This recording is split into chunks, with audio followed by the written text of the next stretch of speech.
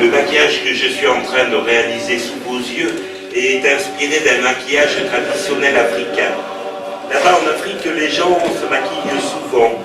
C'est pour eux l'occasion de faire la fête, mais aussi d'être un autre pendant un moment, une nuit.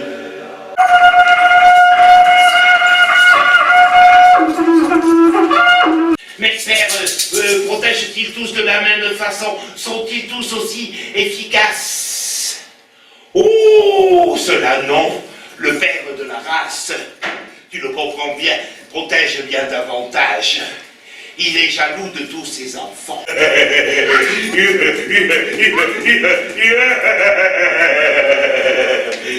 Ils bâillaient tous de faim sur la terre ferme.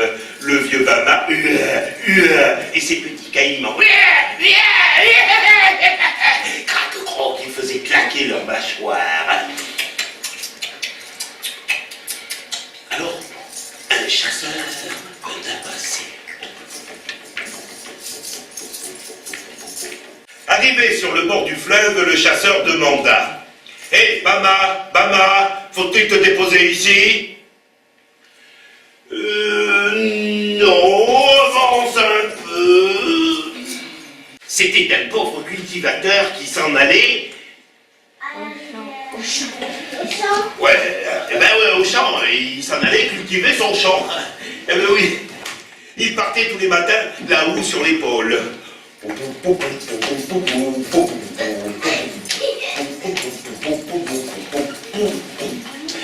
Mais au lieu de labourer son champ, il s'arrêtait en chemin. Il s'arrêtait en chemin pour faire des trous. Il faisait des trous. Il faisait des trous.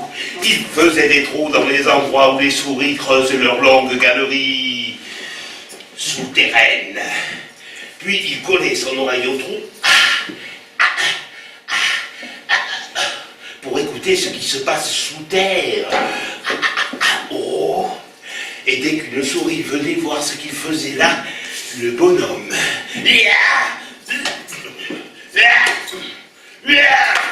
même l'herbe était toute pilée par son mari qui dansait en rond, rond, rond, rond, rond, rond, rond, rond, rond, rond, et rond.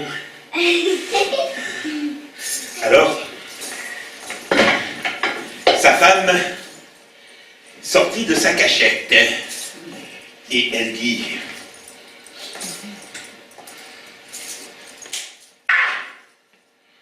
C'est ainsi que tu me viens en aide, toi.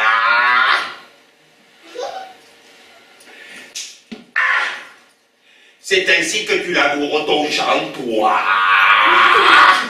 Pendant ce temps-là, sa mère tue l'oiseau, le bel oiseau, le plume, le bel oiseau, et le fait rôtir, le bel oiseau, et le mange à l'emain sans en rien laisser, le bel oiseau. L'enfant revient, il lui réclame l'oiseau. « Je l'ai mangé !» lui dit-elle. Alors l'enfant crie: «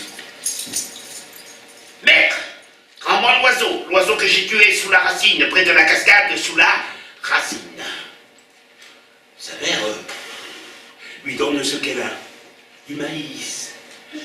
Alors l'enfant va placer son maïs sur un arbre, tout en haut, dans le creux d'un arbre mort. Et quand les termites,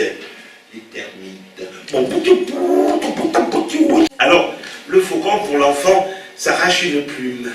Oh, comme l'enfant tient la plume dans la main, en disant: « Cette plume est à moi, et elle restera là, toujours sur mon cœur, tout. » Le vent la lui emporte. Alors l'enfant dit: « Hé, vent, rends-moi la plume que le faucon s'était arraché pour moi. Le faucon a mangé ma mère. »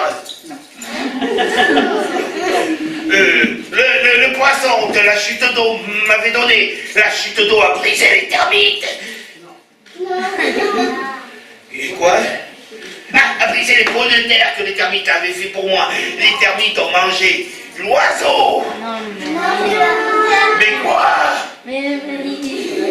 Le maïs que ma mère m'avait donné. Ma mère, qu'est-ce qu'elle a fait, ma mère? Voilà l'oiseau que j'avais tué sous la racine, près de la cascade, sous la racine. Et n'oubliez n'oubliez pas ce que disait ce vieux chef Betsy, nommé Eti. Un homme raisonnable ne peut pas parler de choses sérieuses à un autre homme raisonnable. Il doit d'abord s'adresser aux enfants, à tous les enfants. Et quelquefois, si c'était fait, ça irait beaucoup mieux. Et